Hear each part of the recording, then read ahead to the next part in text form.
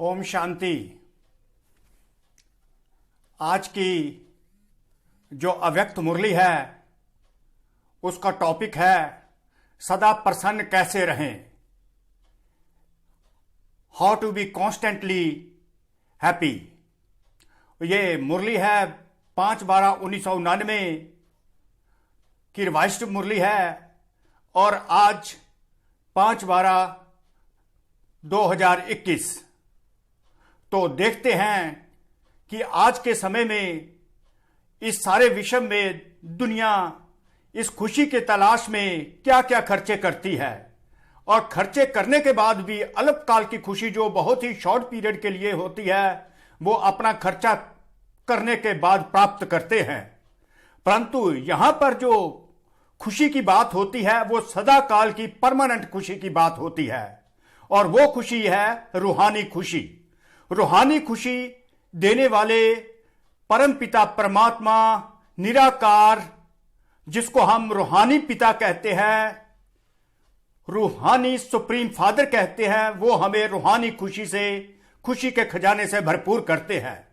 तो वो ऐसी प्रसन्नता होती है, ऐसी रूहानी खुशी होती है जो कि विश्व की चारों तरफ की आत्माओं को महसूस होने लगती है in terms of the vibrations we emerge.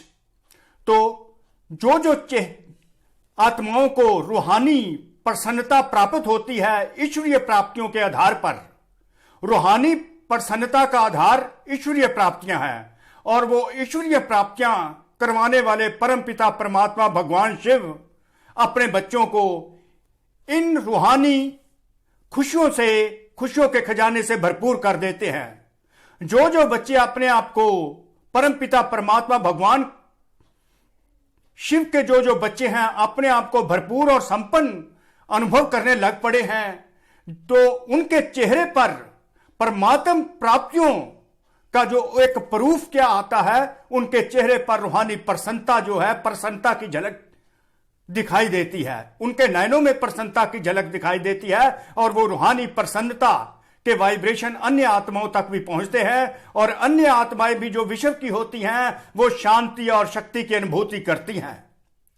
तो हम जहां पर देखेंगे कि ये जो प्रसन्नता होती है, जो परमात्मा एक परमानेंट खुशी अपने बच्चों को देते हैं, तो परमात्मा किस किस रूप में वो खुशी देते हैं, उनके बच्चों के चेहरों पर वो खुशी परमानेंट कैसे रहती है। एक पैसा भी खर्च नहीं करते तो रूहानी खुशी चेहरे पर रहती है। वेयर एज करोड़ों रुपया लोग खर्च कर रहे हैं तो उनको ये रूहानी खुशी नहीं मिलती। ये रूहानी खुशी उन बच्चों को ही मिलती है जिन पर परम पिता परमात्मा भगवान शिव की रूहानी दृष्टि पड़ी हुई है। तो अब देखते हैं कि भगवान हम बच्चों को सदा प्रसन्न कैसे रखते हैं और कितनी प्रकार की प्रसन्नता होती है और प्रसन्नता हमारी परमानेंट बनी रहे उसका आधार क्या है। अगर किसी केस में प्रसन्नता कम होती है तो उसका कारण क्या है। तो हम देखते हैं कि रूहानी प्रसन्नता के इस खजाने को कैसे हम भरपूर करके रखें और अन्य आत्माओं को भी अपने खजाने से संपन्न बनाते रहें। तो आओ आज भगवान शिव के महावाक्य सुनते हैं। तो आप बहुत ही पद्म भाग्यशाली आत्माएं हैं जो आपको यह भाग्य मिला है कि ये परम पिता परमात्मा भगवान शिव के अव्यक्त बाप दादा की ये टॉपिक आपको सुनने को मिल रहा है। सदा प्रसन्न कैसे रहें, how to be constantly happy. इससे पहले कि हम आगे प्रोसीड करें, भगवान शिव का ये जो एक स्पिरिचुअल सॉन्ग है, इससे अपनी अव्यक्त स्थिति, शांतमय स्थिति, शांतचित्त अवस्था बना लीजिए। जो अव्यक्त स्थिति से ही हमें अव्यक्त बाप दादा के महावाक्यों की समझ आती है और हमारे अंदर समा जाते हैं और हम प्रैक्टिकल फॉर्म में उनको अपने जीवन में उतार लेते हैं। तो हमें जीवन जीने का तरीका भी यहां पर आ जाता है और ये जो कमाई होगी ये हमारे भविष्य जीवन के लिए भी होगी, प्रेजेंट के साथ साथ हमारा फ्यूचर भी बनता जाएगा, प्रत्यक्ष फल के साथ साथ हमारा भविष्य फल भी बनता जाएगा। तो लो आप सब भाई बहनें इसको सुने। खुशियों से भर दी जिंदगी हमारी,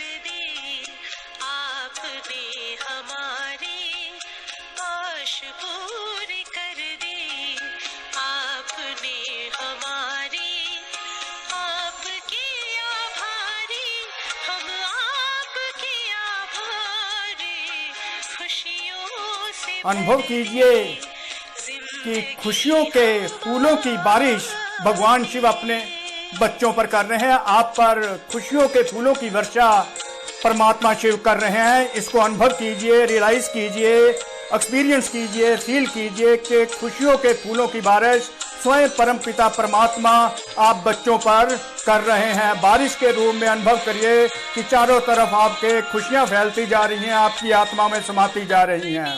पहचान मिली, आत्मा का ज्ञान मिला, अपनी पहचान मिली, आत्मा का ज्ञान मिला, पिंजरे के पंछी को खुला आसमान मिला, पिंजरे के पंछी को खुला आसमान मिला, खुला आसमान मिला, बेहद गगन में नजर अब हमारी, बेहद गगन में नजर, खुशियों से भर दी जिंदगी हमारी। तो शुरू करते हैं। अव्यक्त बाप दादा अपने बच्चों प्रति क्या बोले। आज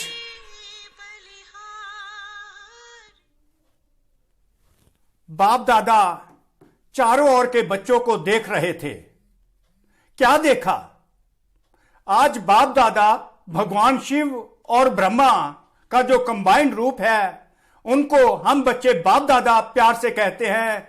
और बाप दादा कंबाइंड रूप में भगवान शिव अलॉन्ग विद ब्रह्मा आते हैं अपने बच्चों से मधुर मिलन मिलाने के लिए।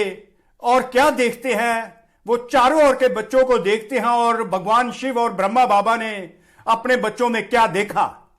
हर एक बच्चा स्वयं हर समय कितना प्रसन्न रहता है। तो आज भगवान शिव और ब्रह्मा दोनों मिलकर देखने लग पड़े कि उनका एक एक बच्चा जो है वो कितना प्रसन्न रहता है, कितना खुश रहता है। तो आज भगवान शिव हमारी प्रसन्नता को चेक करने आ गए हैं, साथ साथ दूसरों को स्वयं द्वारा कितना प्रसन्न करते हैं। तो स्वयं भगवान देखते हैं कि जो मेरे बच्चे हैं कहां तक वो प्रसन्न रहते हैं, और अपनी प्रसन्नता को तो छोड़ दूसरी अन्य आत्माओं को भी कैसे कहां तक प्रसन्न करते हैं, कितना प्रसन्न करते हैं। तो आज हमारी चेकिंग स्वयं भगवान शिव देख रहे हैं कि हम कहां तक प्रसन्न रहते हैं और कहां तक अन्य आत्माओं को प्रसन्न करते हैं।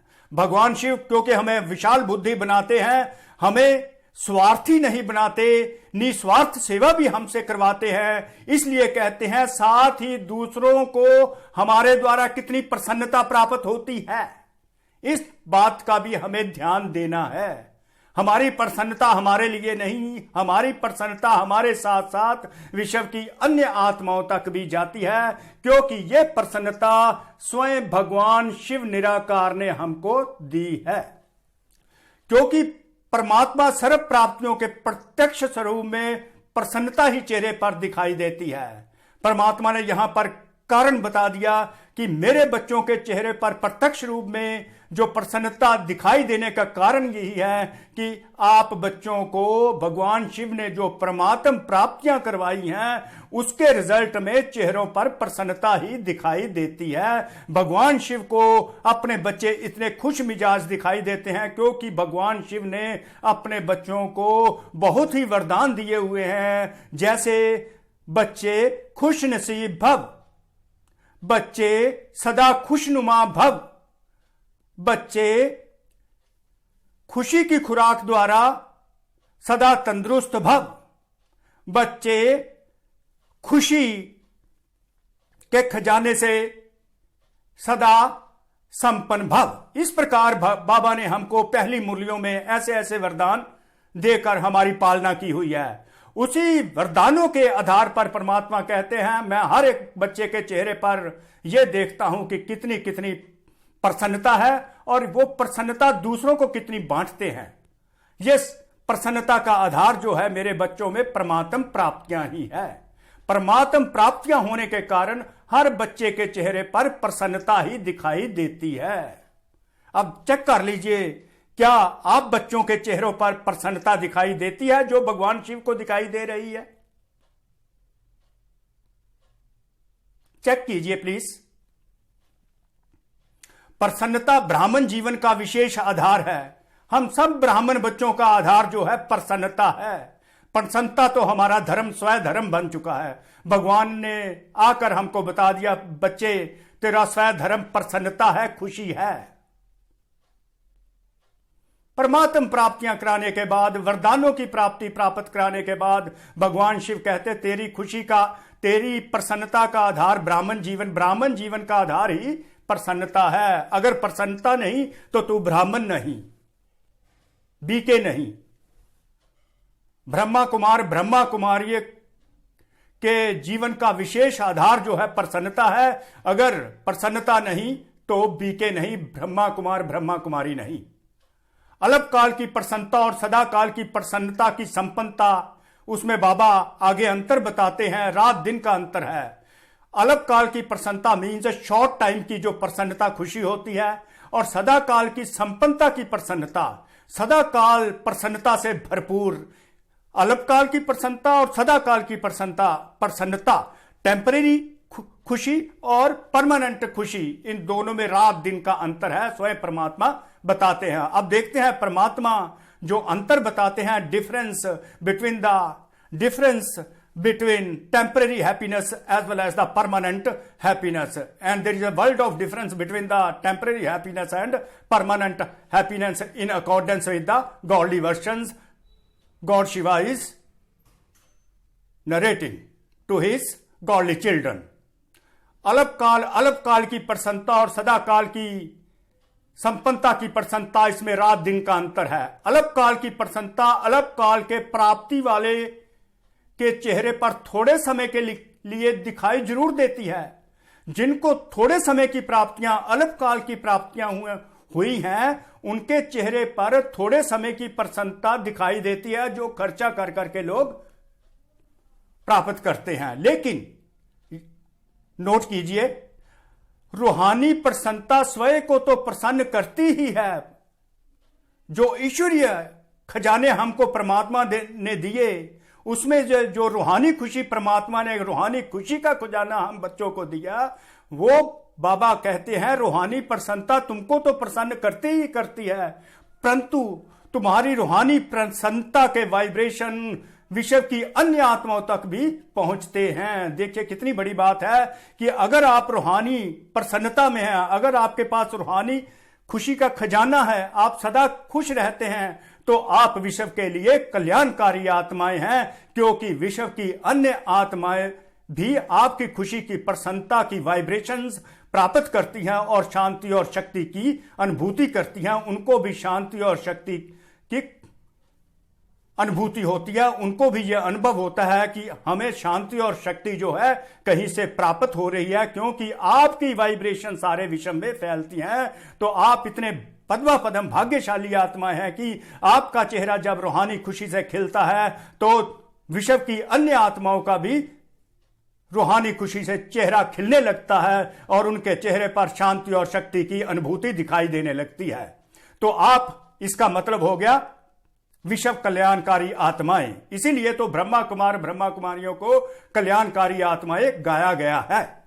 जैसे फलदायक वृक्ष अपने शीतलता की छाया में थोड़े समय के लिए मानव को शीतलता का अनुभव कराता है और मानव प्रसन्न हो जाता है, जिस प्रकार बाबा यहां पर एग्जाम्पल देकर बच्चों को बहुत ही सुंदर तरीके से समझाते हैं कि कोई ऐसा वृक्ष है जिसको फल लगते हैं, फलदायक वृक्ष है, उसकी शीतल छाया में जाकर आदमी जो है शीतलता का अनुभव करता है, फलदायक वृक्ष।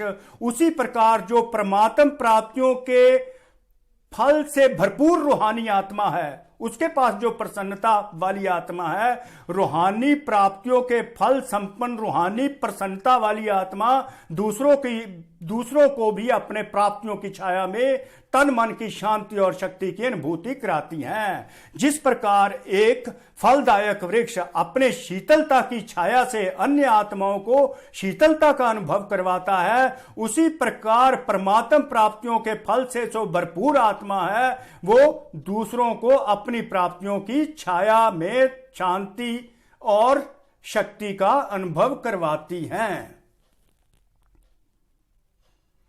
देखिए आप कितने भाग्यशाली हैं। आप खुश होते हैं तो दुनिया खुश होती है। आपकी खुशी दूसरों में शांति और शक्ति की अनुभूति कराती है। यह है आपकी रूहानी प्रसन्नता का प्रभाव। आपका प्रभाव विश्व की अन्य आत्माओं तक जाता है। तभी तो गाया गया है, ब्रह्मा कुमार ब्रह्मा कुमारियां आधार मूर्त आत्माएं हैं इस विश्व की। खुशी होती है ना।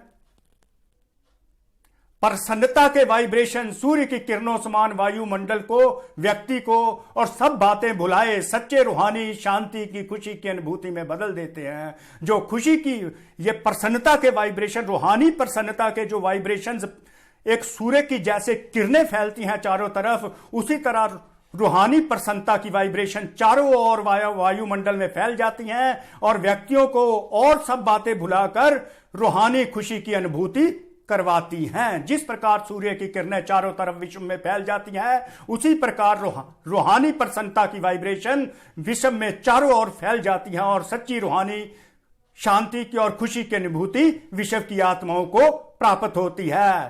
तो यह कार्य हो गया विश्व ब्रह्मा कुमार ब्रह्मा कुमारी विश्व कल्याणकारी आधार मूर्त आत्माओं का।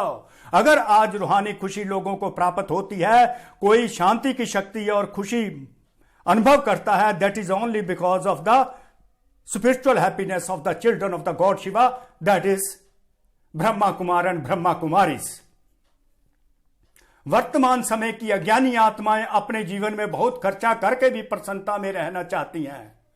आप लोगों ने क्या खर्चा किया? भगवान शिव अपने बच्चों को एड्रेस करते हैं कि दुनिया में देखो लोग लाखों रुपया खर्च करते हैं, कोई रिजॉर्ट में चला जाता है, कोई हिल स्टेशन पर जाता है और प्रसन्नता प्राप्त करने के लिए लाखों रुपया खर्च करते हैं। और जो आज की ग्लैमर आकर्षण की वस्तुएं खरीदकर अपने आप को अलग काल की खुशी उनको प्राप्त होती है और इतना खर्चा करते हैं, वो अलग काल की खुशी प्राप्त होती है। परंतु आपको जो खुशी मिली है वो रूहानी है, सदा काल की है, परमानेंट है। और आपने तो कोई खर्चा भी नहीं किया, बिना पैसा खर्च करते भी सदा प्रसन्न रहते हो ना। देखो कितना प्रूफ बाबा देते हैं कि भगवान शिव के जो बच्चे हैं बिना खर्च किए प्रसन्न रहते हैं। उनके चेहरे पर प्रसन्नता की झलक दिखाई देती है, नैनों में खुशी दिखाई देती है बिना खर्चे के। वेरएज़ दुनिया की आत्माएं लाखों रुपया खर्च करती हैं, अलग काल की खुशी उनको प्राप्त होती है। आपका तो एक पैसा भी नहीं लगता तो चेहरा आपका खुशी से खिला रहता है, आपके चेहरे पर उमंग उत्साह दिखाई देता है। वो उमंग उत्साह आप विश्व कल्याणकारी आत्माओं के कारण अन्य आत्माओं को भी प्राप्त होता है। इतने भाग्यशाली आत्माएं आप बच्चे हो। आपकी खुशी आप तक ही सीमित नहीं रहती, वो खुशी जो है विश्व की अन्य आत्माओं को वाइब्रेशंस के रूप में मिलती है। आप लोगों ने क्या खर्चा किया? बिना पैसा खर्च करते भी सदा प्रसन्न रहते हो ना, वह औरों की मदद से प्रसन्न रहते हो। बाबा ये पूछते हैं क्या और कोई तो नहीं आपको मदद करते प्रसन्न रखने के लिए? बाप दादा बच्चों का चार्ट चेक कर रहे थे। इस प्रकार बाबा ने चार्ट में यह देखा कि मेरे बच्चे कहां तक प्रसन्न रहते हैं और विश्व की अन्य आत्माओं को कहां तक खुशी प्राप्त करवाते हैं। वेरएज़ दुनिया की आत्माएं लाखों रुपया खर्च करती हैं, थोड़े समय के लिए उनको खुशी मिलती है, पर मेरे बच्चे तो एक पैसा भी नहीं खर्च करते और हमेशा उनके चेहरे पर परमानेंट हैप्पीनेस रिफ्लेक्ट होती है और अन्य आत्माओं को भी अपनी खुशी का अनुभव कराते हैं, उनको भी शक्ति मिलती है। जिस प्रकार फलदायक वृक्ष अपने शीतलता की छाया एक व्यक्ति को देता है, उसी प्रकार मेरे परमात्म प्राप्तियों के फलदायक रूहानी बच्चे दूसरी आत्माओं को खुशी की अनुभूति, तन मन की शांति अनुभव करवाते हैं। तो परमात्मा ने हम बच्चों के चार्ट में और क्या देखा? एक है सदा प्रसन्न रहने वाले, दूसरे हैं प्रसन्न रहने वाले। एक है सदा प्रसन्न रहने वाले, सदा सदा वर्ड नोट कीजिएगा डिफरेंस, जो एवर हैप्पी रहते हैं, और दूसरे हैं प्रसन्न रहने वाले। एक में सदा वर्ड है, दूसरे है बिना सदा वाले, सदा शब्द नहीं है। इस प्रकार बाबा ने टेम्परेरी हैप्पीनेस और परमानेंट हैप्पीनेस में डिफरेंशिएट किया अपने चार्ट में। एक को सदा खुशी मिलती है, सदा खुशी बाबा के बच्चों को मिलती है, भगवान शिव के बच्चों को मिलती है, वो है रूहानी खुशी। और दूसरे हैं जो पैसा खर्च करके प्राप्त करते हैं, उनको सदा खुशी नहीं मिलती, टेम्परेरी खुशी मिलती है। और जो रूहानी खुशी वाले परमात्मा के बच्चे हैं, वो विश्व कल्याणकारी गाए जाते हैं, अन्य आत्माओं की को भी उनकी खुशी का वाइब्रेशन जाता है, वो शांति की शक्ति अनुभव करते हैं और प्रकार की शक्तियां भी अनुभव करते हैं हम आधारमूलक आत्माओं से। आगे देखो, आगे बाबा ने बताया कि how many kinds of the happiness is there. प्रसन्नता भी 3 प्रकार की देखी बाबा ने चार्ट में। वो 3 प्रकार, 3 काइंड्स हैं क्या? स्वयं से प्रसन्न, नंबर 1 स्वयं से प्रसन्न, हैप्पीनेस विद द सेल्फ, और दूसरों द्वारा प्रसन्न, to be happy with the other souls, दूसरों द्वारा प्रसन्न। जब भी संबंध संपर्क में आते हैं तो प्रसन्नता से आते हैं। तीसरा है सेवा द्वारा प्रसन्न, एक तो स्वयं से प्रसन्न, दूसरा दूसरी आत्माओं से, लोगों से प्रसन्न, अपने संबंध संपर्क से प्रसन्न, तीसरा है सेवा करने से प्रसन्न, जो भी हम कार्य करते हैं। ये 3 प्रकार की प्रसन्नता भगवान शिव ने अपने बच्चों में देखी। स्वयं से प्रसन्न, दूसरों से प्रसन्न, दूसरों द्वारा प्रसन्न, सेवा द्वारा प्रसन्न। अगर तीनों में प्रसन्न है तो बाप दादा को स्वतः ही प्रसन्न किया है।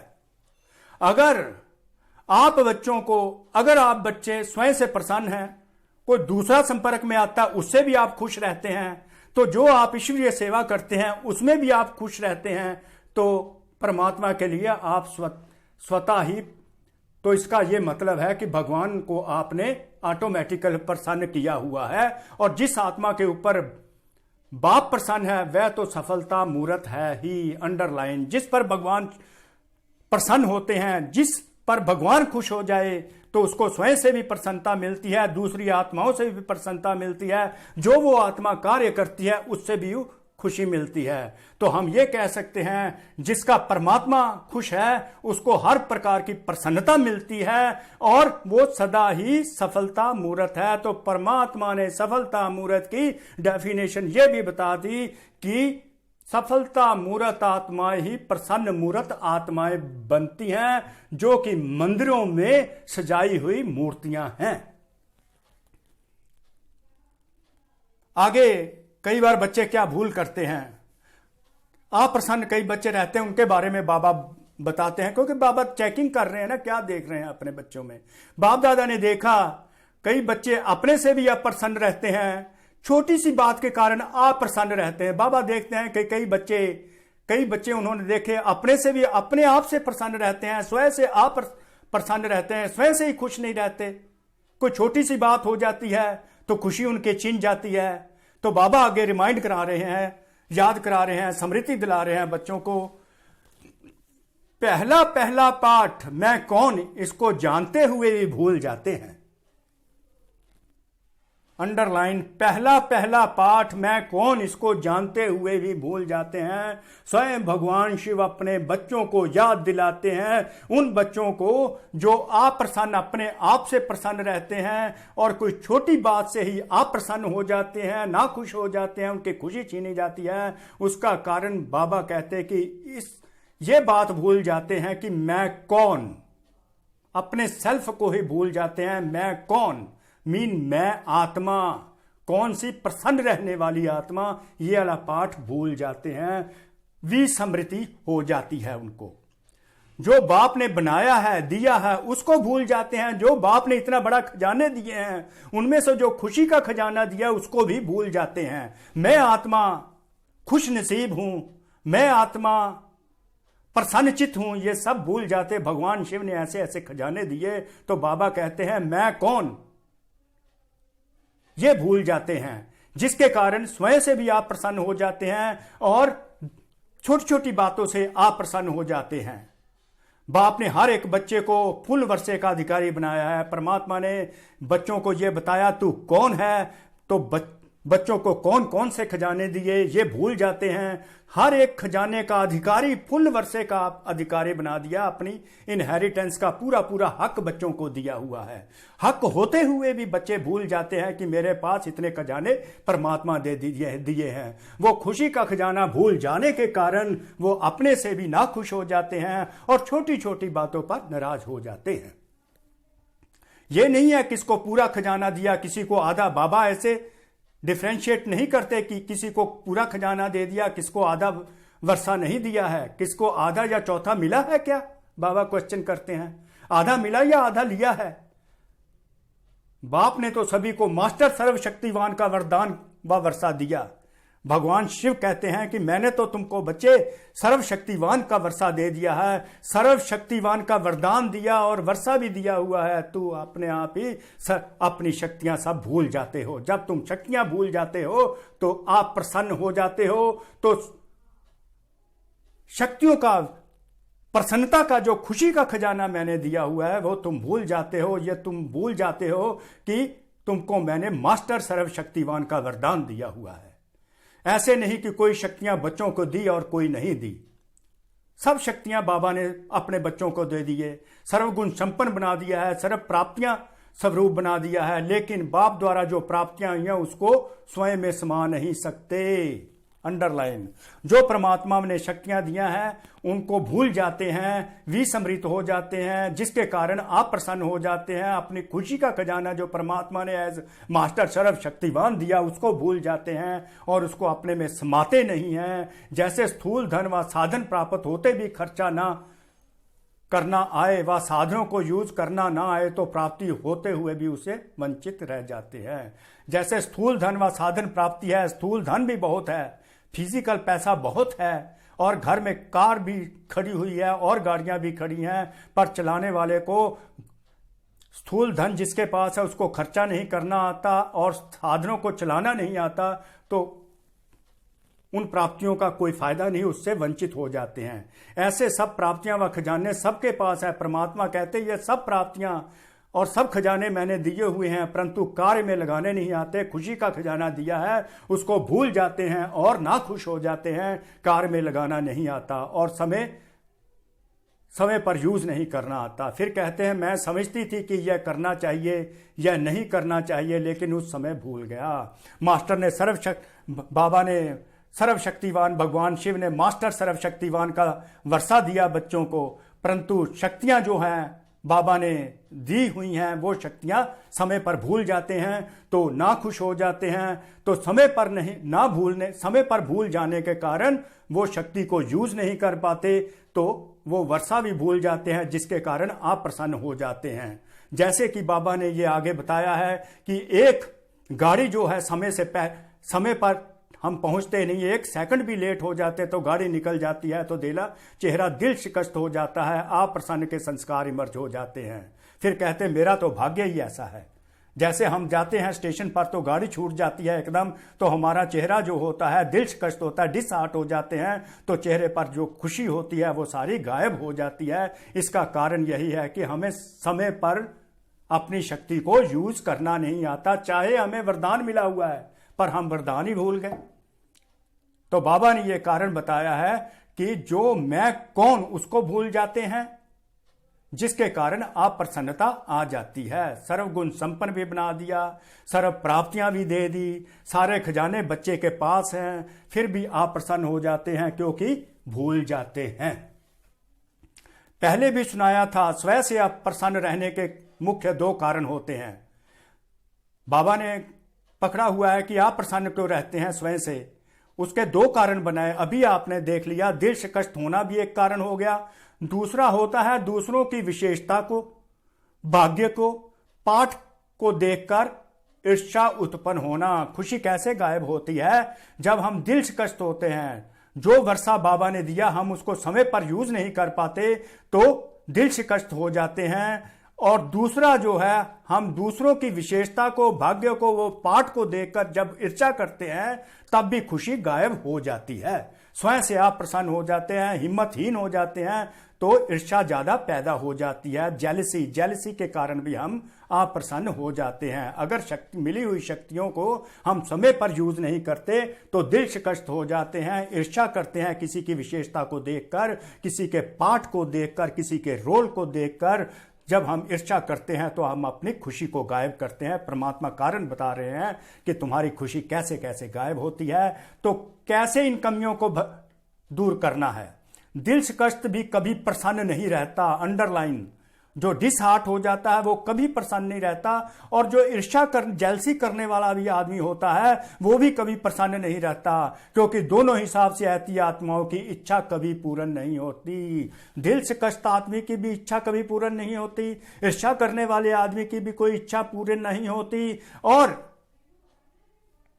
इच्छाएं अच्छा बनने नहीं देती है, अर्थात सतयुगी आत्मा बनने नहीं देती, इसलिए प्रसन्न नहीं रहते। कारण बता दिए बाबा ने। दिल शिकस्त होना, किसी के साथ जेलसी करना, उसकी स्पेशलिटी से जेलसी करना, उसकी पाठ से जेलसी करना, उसके भाग्य को देखकर जेलसी करना, तो बाबा कहते हैं जेलसी करने वाली आत्मा कभी खुश नहीं रह सकती और उसकी इच्छाएं पूर्ण नहीं होती।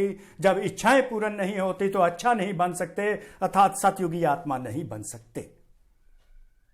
सतयुग का अधिकार उनको नहीं मिलता, इसलिए प्रसन्न नहीं रहते। प्रसन्न रहने के लिए सदा एक बात बुद्धि में रखो कि ड्रामा के नियम प्रमाण संगम युग पर हर एक ब्राह्मण आत्मा को कोई ना कोई विशेषता मिली हुई है। अब अंडरलाइन, इसको नोट कर लीजिए, डबल अंडरलाइन। प्रसन्न रहने के लिए सदा एक बात बुद्धि में रखो कि ड्रामा के नियम प्रमाण संगम युग पर हर एक ब्राह्मण आत्मा को कोई ना कोई विशेषता मिली हुई है। यह ड्रामा का नियम है।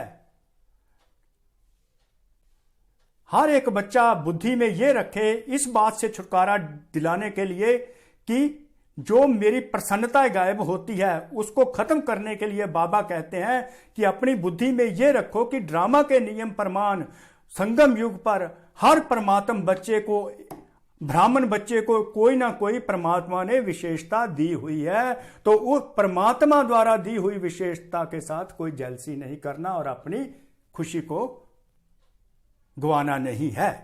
चाहे माला का लास्ट 16,000 वाला दाना हो, उसको भी कोई ना कोई विशेषता मिली हुई है। भगवान कहते हैं कि 16,000 की माला में जो मेरा लास्ट बच्चा है उसको भी कोई ना कोई विशेषता मिली हुई है। यहां तक ये एक अव्यक्त मुरली ने बाबा में कहा था, सुनिए, कि 16,000 में भी जो लास्ट दाना है, वो लास्ट दाना जो है उसकी भी वैल्यू दुनिया के रिचेस्ट कंट्री के प्रेसिडेंट से ज्यादा होती है। दुनिया वालों की नजर दुनिया के रिचेस्ट कंट्री के प्रेसिडेंट की तरफ जाती है, परंतु मेरे 16,000 बच्चों का जो लास्ट बच्चा है वो दुनिया के रिचेस्ट प्रेसिडेंट से भी ज्यादा वैल्यूएबल है। कितना नशा बाबा अपने बच्चों को देते हैं कि 16,000 के लास्ट वाला जो बच्चा है उसकी जो वैल्यू है दुनिया के रिचेस्ट प्रेसिडेंट से भी ज्यादा है। चाहे दुनिया की नजरें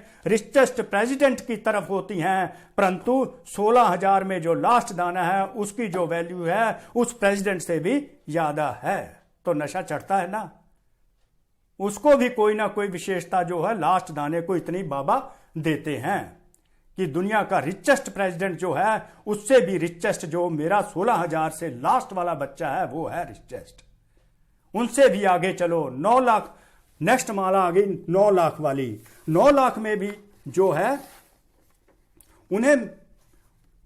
उनमें भी कोई ना कोई विशेषता मिली हुई है। अपनी विशेषता को पहले पहचानो। बाबा कहते हैं अपनी विशेषता को पहचानो।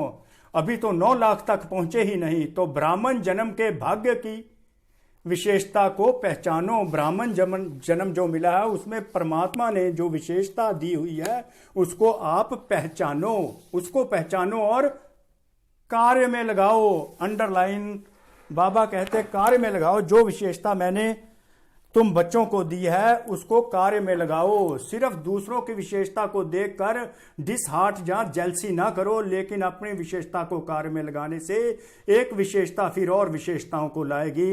अगर आप परमात्मा द्वारा प्राप्ति हुई विशेषता को कार्य में लगाते हैं तो उस 1 से 10 विशेषताएं पैदा होगी, 10 से 100 बन जाएंगी, इस प्रकार 100 से 1000 बन जाएंगी। बढ़ती बढ़ती सर्व विशेषताएं बाबा द्वारा आपको प्राप्त हो जाएंगी। तो आपकी बढ़ती हुई विशेषताएं आपको सदा खुशी देती रहेंगी। तो बाबा कहते हैं अपनी विशेषताओं में कार्य लगाने से क्या है, तुम्हारी खुशी बढ़ती जाएगी और सदा काल की ईश्वरीय खुशी प्राप्त होगी, रूहानी खुशी प्राप्त होगी। कार्य में लगाना अर्थात बढ़ाना, खुशी बढ़ती जाएगी। दूसरों को नहीं देखो, अपनी विशेषताओं को कार्य में लगा के अपनी खुशी जो परमानेंट खुशी है उसको बढ़ाते चलो। इस प्रकार बाबा ने कहा कि बुद्धि में ये रखो कि अपनी विशेषता को देखो, दूसरे की विशेषताओं को देखकर जेलसी करके अपनी खुशी को गायब ना करो। अपनी खुशी को बढ़ाने का आधार बाबा ने बता दिया कि जो मैंने तुमको विशेषताएं दी हैं उनको कार्य में लगाओ, प्रैक्टिकल फॉर्म में लेकर आओ। तो आगे बाबा ने एक भोली दादी की एक मिसाल देकर बताया कि उसकी विशेषता आज तक भी गाई जाती है। जैसे देखो एग्जाम्पल दी बाबा ने, बाप दादा सदा भोली भंडारी का मिसाल देता है। भोली दादी का महारथियों का नाम भी आएगा, लेकिन इनका नाम आता है सदा। महारथियों का तो कभी कभी नाम बाबा लेते हैं, पर भोली दादी का नाम सदा ही लिया जाता है। जो विशेषता थी वह कार्य में लगाई, चाहे भंडारा ही संभालती थी, लेकिन विशेषता को कार्य में लगाने से विशेष आत्माओं के मिसल गाई जाती है। विशेष आत्मा के तौर पर उसको गाया जाता है। सभी मधुबन का वर्णन करते तो दादियों की भी बातें सुनाएंगे तो भोली की भी सुनाएंगे। भाषण तो नहीं करती, लेकिन विशेषता को कार्य में लगाने से स्वयं भी विशेष बन गई, दूसरे भी विशेष नजरों से देखते हैं। तो प्रसन्न रहने के लिए अंडरलाइन विशेषता को कार्य में लगाना है। अपनी खुशी को बढ़ाने के लिए जो परमात्मा ने आपको विशेषता दी हुई है, स्पेशलिटी दी है, उसको कार्य में लगाओ और अपनी खुशी को बढ़ाते चलो तो वृद्धि होती जाएगी। जब सब कुछ सर्व आ गया तो संपन्न हो जाएंगे और प्रसन्नता का आधार संपन्नता है। जो स्वयं से प्रसन्न रहते वह औरों से भी प्रसन्न रहेंगे, सेवा से भी प्रसन्न रहेंगे। जो भी सेवा मिली गई उसको औरों को भी प्रसन्न कर सेवा में नंबर आगे ले जाएंगे। सबसे बड़ी से बड़ी सेवा आपकी प्रसन्नता मूर्त करेगी। नोट अंडरलाइन, सबसे बड़ी से बड़ी सेवा आपकी प्रसन्न मूर्त करेगी। जितना आपकी चेहरा प्रसन्न होगा, प्रसन्न मूर्त बनेगी, वो चेहरा जो आपका प्रसन्न चेहरा आपकी बड़ी से बड़ी सेवा इस दुनिया में करेगा। तो सुना क्या चार्ट देखा, इस तरह परमात्मा ने हमारी खुशी को चेक किया, हमारी डेफिशिएंसीज बताई और खुशी को प्राप्त करने का तरीका बता दिया कि अपनी स्पेशलिटी को कार्य में लगाओ और बढ़ाते चलो और चेहरे पर तुम्हारी जो खुशी होगी वो बड़ी से बड़ी सेवा होगी। आगे बाबा ने याद प्यार दिया और नमस्ते दिया वह बच्चों को। सर्व सदा प्रसन्नता की विशेषता संपन्न श्रेष्ठ आत्माएं, सर्व सदा प्रसन्नता की विशेषता संपन्न प्रसन्नता की विशेषता से भरपूर श्रेष्ठ आत्माएं सदा अपनी विशेषता को पहचान कार्य में लगाने वाले सेंसफुल आत्माओं को, सदा प्रसन्न करने वाली श्रेष्ठ आत्माओं को, महान आत्माओं को बाप दादा का याद प्यार और नमस्ते। तो आप बाबा का याद प्यार और नमस्ते लीजिए और हम समय भी बाबा को कोटि कोटि शुक्रिया करते हैं कि हमें खुशियों से भरते हैं और हमारे लिए रूहानी खुशी, परमानेंट खुशी हमारे चेहरे पर बाबा लाते रहते हैं और बिना खर्चे के लिए लाते हैं। कितनी खुशी की बात है, हमारा खर्चा भी नहीं होने देते बाबा और खुशियां ही खुशियों से हमारे सर्व खजानों को भर देते हैं, खुशियों से संपन्न कर देते हैं। तो कोटि कोटि शुक्रिया ऐसे भगवान शिव का जिन्होंने इस समय जब दुनिया में हाहाकार है हमारी जय जयकार करवाने लग पड़े हैं। तो आप सब आत्माओं का भी शुक्रिया। ये मेन पार्ट था मुरली का, मेन पार्ट। तो यहाँ तक मैंने ये मुरली सीमित रखी है भगवान शिव की इंस्पिरेशन से। सुनिए और खुशियों से भर लीजिए, सर्व खजानों से अपनी जिंदगी को भर लीजिए और सतयुग में चलें। खुशियों खुशियों से सतयुग का गेट खोलेंगे। प्रभु आपकी बलिहारी आश पूरी कर दी, आपने हमारी आश पूरी कर दी, आपने हमारी, आपकी आभारी, हम आपकी आभारी, खुशियों से भर